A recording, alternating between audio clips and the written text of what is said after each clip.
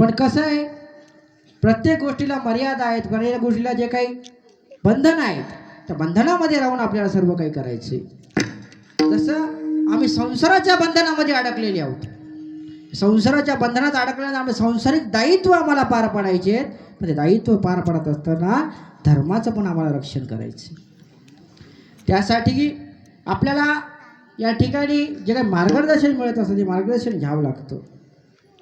जो धर्माचा उपदेश ऐकून छत्रपती शिवाजी महाराजांनी स्वराज्य उभं केलं होतं, त्या स्वराज्यावरती जे आक्रमणकारी चालत आले होते त्यातल्या एक आक्रमणकारी जो होता महत्वाचा अफजल खान,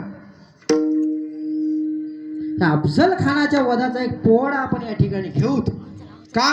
कारण की शिवरायांची उद्या शिवजयंती आहे आणि त्यांना थोडीशी मानवंत आला, त्यांच्या कार्याला कीर्तीला मानवंत म्हणून आपण या ठिकाणी तेवढा पोवाडा आपण घेऊ आणि नंतर सेवेला या ठिकाणी विराम देऊ.